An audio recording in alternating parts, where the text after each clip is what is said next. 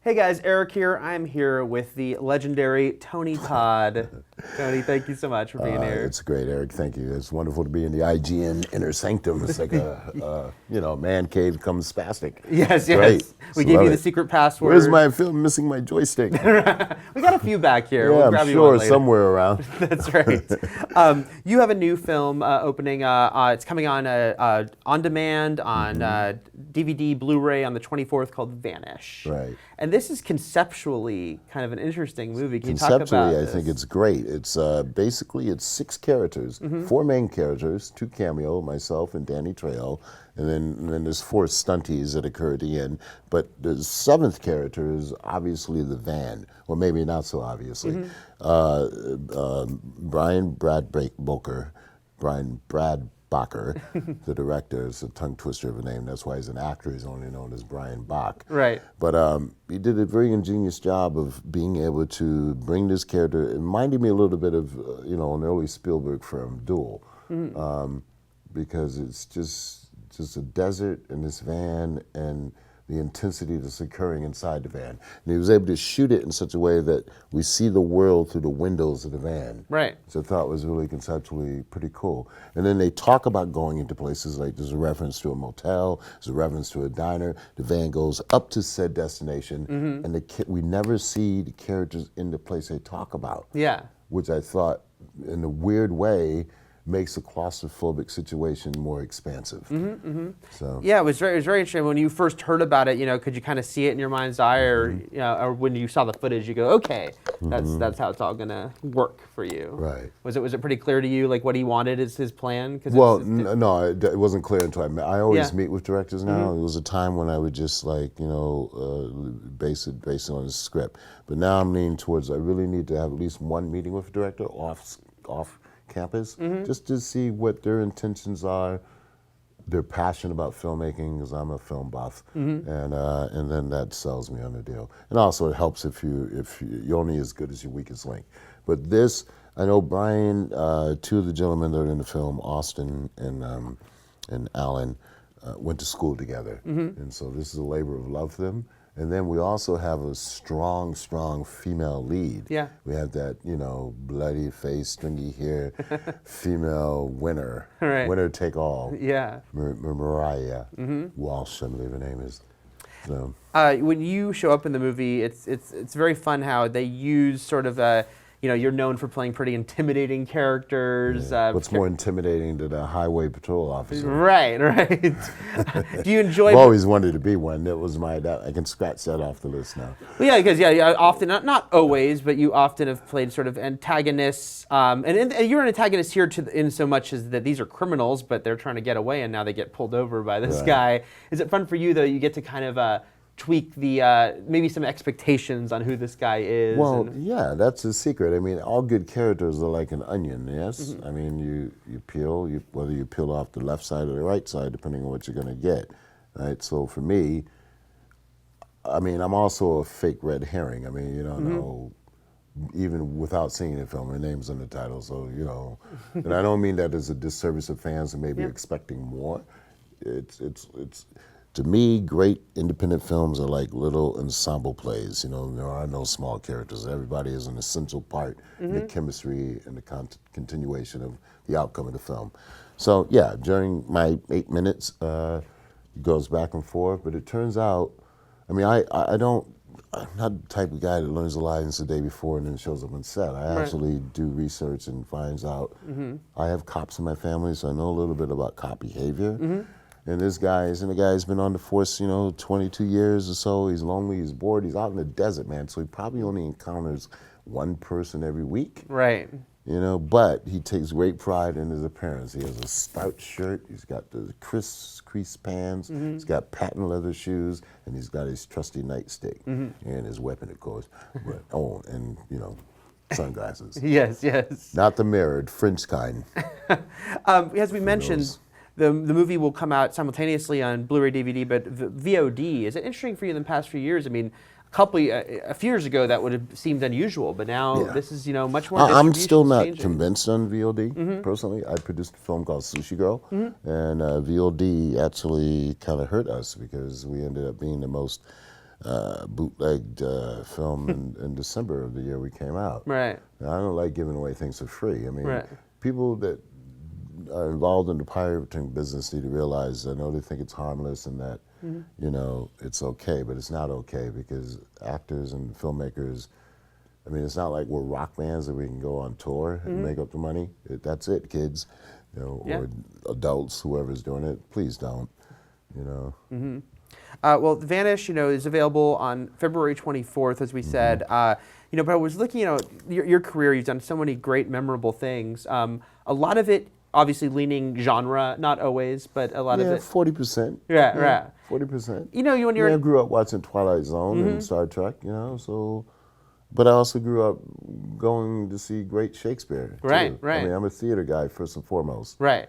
Well, I think that that's been a great thing in your career is that you bring, you know, you're not bringing sort of a wacky or hammy lean to it. Do you like getting? Do you like to get to sort of bring, you know, maybe people might not expect in some of the films you've done, that kind of, you know, acting or playing it, you know, straight like that, and that's you get to kind of blend those two things together. Yeah, you only go by what I get from life. I mean, I actually. Man, my inner secrets, I have books, I have sketch pads on each character I do. And me personally, whatever project I did last, I make sure that the next character is not the same as the one before. That's why I haven't been a regular on a TV show. I'm not interested in playing the same character. You know, never say never though. But Right. I like being a character actor and like diving in and changing and being a chameleon. That's interesting to me. And when I can't do that, I go back to theater. That's the only time. I've been on Broadway twice, and I've done almost every regional theater in the country, including Boston, Huntington's Theater, a couple times. I was, you know, personally, I'm a big fan of Candyman, particularly that first film, which really stood out artistically, a lot of things aesthetically about it, the Philip Glass score. And you know, he just released a limited edition. Yeah. 7,500 copies. That's awesome, yeah. And I think I got 7,000 of them. Not yet. While that, you know, film, it's like it made that character became a sort of iconic horror character, and people might say, oh, he's part of like the slasher family. A lot of very different backstory there, different motivations. You know, was that really gratifying for you to see that movie did sort of hit the way it did and took off the way it did? Yeah, when I was at that point in my life, you know, my children were barely a year old, and I just, you know, I met with Bernard Rose, who's a brilliant mind and a great director, and I don't want to say it was a hire, but people kept telling me, oh, you'll never be able to shake this, and I said, you know, I'm going to do the best I can and go away from it. I knew when I read it and I saw the bees and the stuff, I knew that things like that hadn't been filmed before. Yeah. So that was interesting. And I've always wanted to find my own personal Phantom of the Opera. Yeah. And between the wardrobe designer and Philip Glass, Tony Richmond, the director of photography, Bernard and Clive, and Virginia, and Chicago, you know, you had all these elements that just sort of melded together into one great potpourri. When you get to the point when you're, you know, handed your Candyman action figure, is that a... One of 8. right. One of 8. Yes. You know, let's not leave out the robots in the package. Is that and a the great... Star Trek thing. It's kind of freaky. It's kind of freaky. One day, maybe when I'm in the old actor's home, I might ask someone to bring them out, and if I start like playing with them and crushing them and hooking them and stuff, then we'll see. But you know, it's flattering. Yeah. I mean, it's flattering. I grew up an only kid, so I was only left with my imagination in the backyard. So as an adult, I get paid to play all the things that I fantasized about, you know, which is kind of great. It seems, you know, inevitable to me, you know, obviously we see the sort of value of a name people know, and it just seems inevitable there will be another Candyman film at some point, of course. In some incarnation, you know, whether that be with you or a complete reboot. Is it, you know, cool to know that you have created something that, like you said, your Phantom of the Opera, something that is like it's added. flattering if they reboot it. Even that's still flattering because I know 22 years later, now a day goes by without even an official interview. People come up to me and they give respect about the project. The most frequently suggested thing was, "You scared me when I was a child." I left out some profanity. Right. So when I said, well, we didn't intend to make it for children. Yeah. It wasn't a child's film, so I don't know why 7-year-olds everywhere flock to this film. Right. Maybe it was like me when my mom would take me to some movies she probably shouldn't have. But. Right. Oh, that's why you're like you are. Yes. Exactly. That's why you're an inner filmmaker at heart. That's right. And then obviously the other sort of franchise you've been a part of is Final Destination, extremely different tonally. The Final Destination films from Candyman, and you kind of you weave in and out of them, but is it fun for you that the thing is, of course, we don't really know this guy's full story. And No, everyone, I do. But you do. yeah. See, then that you kind of beat me to my next question. Is it fun for you to come in and have this presence in these movies that will keep the audience intrigued, but guessing exactly what's going on? Yeah, I mean, they take care of me, pound for pound. Final Destination is giving me my best quote in the industry. Yeah. I was embarrassed. I said, really? Okay. And then, it's just as a free market system, and I'm happy to have the continuation. I just finished doing 3 movies for Warner Brothers Television, or whatever you call it, the DVD branch of Justice League of America meets Lego Bizarro, where I get to play Darkseid. Right. That's pretty cool. Yes. That's 3 to 5 year olds with parents, so so it keeps evolving. We keep staying fresh. At some point, we were talking about how, Candyman, it's been a while, but there'll be some version of Candyman. Final Destination kind of keeps popping up. Do you think you'll probably be playing that guy again at some point? Yeah, I'm pretty sure. Yeah. We're going to be in production as we speak, and then Little Doll came along, and it was decided that was more profitable to do. But I'm sure that people want a 6. Yeah. It's a fun show. It's like a Rubik's Cube. Yes, it is. Audiences are always having a really good time watching They scream. The popcorn's all over the floor. The sugar syrup is everywhere, and they love it. You mentioned the voiceover and voicing Darkseid, and then you've done some of the Transformers stuff. Yeah. When you do things like that, is it interesting for you because then it will kind of expose you to there's a big passionate fandom for all those things, whether it be Transformers or the DC universe, and so then you kind of become part of that, and now that fan base. Started as part of that. I have a great voiceover agent, and I just did a thing for Wacky Racers. They're bringing that back. Oh yeah. So who knows? I have to talk to you about The Crow, because when that film came out, I was working at a movie theater, and I will admit to probably seeing it about 20 times, because when I was done with my shift for the day, my coworker and I'd be like, let's go watch The Crow again. Right. Very stylistic. Very stylistic, and I feel, I'm curious what you think about, a little bit ahead of its time as far as it was that the huge explosion of comic book adaptations had not happened yet. And while Batman had opened the door to darker things, comic book world, it still wasn't really being embraced yet. Do you think, that there were some things about that movie that, now 21 years later, people can look back and say, oh yeah, that was kind of paving the way for some of what would follow with the comic book adaptation? Well, it was a graphic novel, and we did make it, and Alex Proyas cast it well. For me, though, the movie will always stand as a testament to things that can go wrong on a movie set. Right. Brandon was a fantastic person.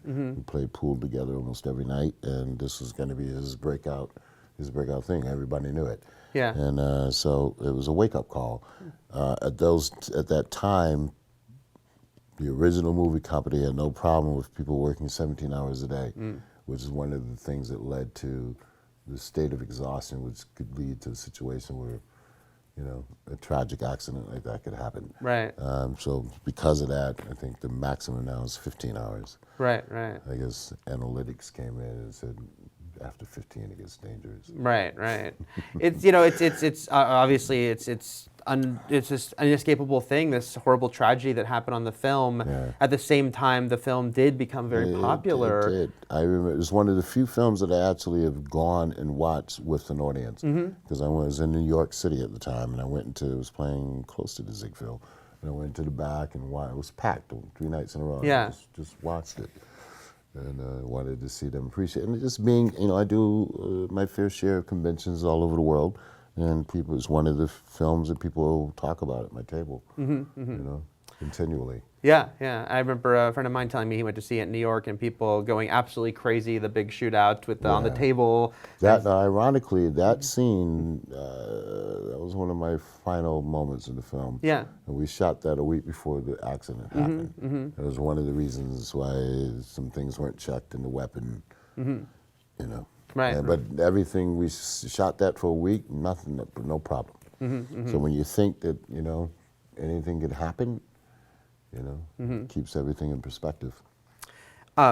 When we began talking, you were saying how growing up you were a fan of Twilight Zone and Star Trek, and then you've been part of Star Trek, and you've been an actor who gets gotten to be multiple roles in Star Trek. Yeah, they liked me over there. Yeah, I mean, when I first played Kern, Worf's brother, you know, I had auditioned for them 5 times, and so we knew we liked each other.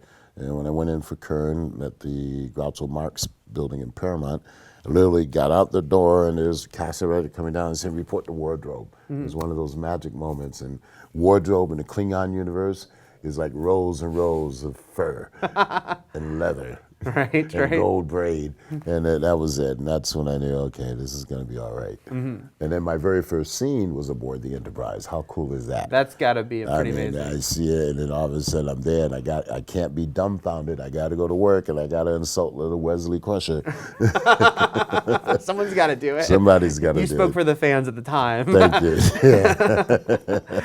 you. Was it surprising? I mean, it must have been great, but it was surprising when they said, "Hey, we want you to come back in a different role entirely." In that same universe? It was, well, that was an interesting time in my life. The woman that raised me, my aunt, had just passed away, and we were very close. She made me everything I am in terms of inspiring me and telling me that I could be anything I wanted. And so she passed, and I was like unable to work for a couple months. And then out of the blue, the Visitor script came for Deep Space Nine, and it was almost like it was a gift. So my whole purpose and journey during shooting that was just trying to channel her and because the whole thing was about respect and longing and loss between a child and a parent. And it healed me, and it put me back on the horse, and I knew that she was okay and I was okay.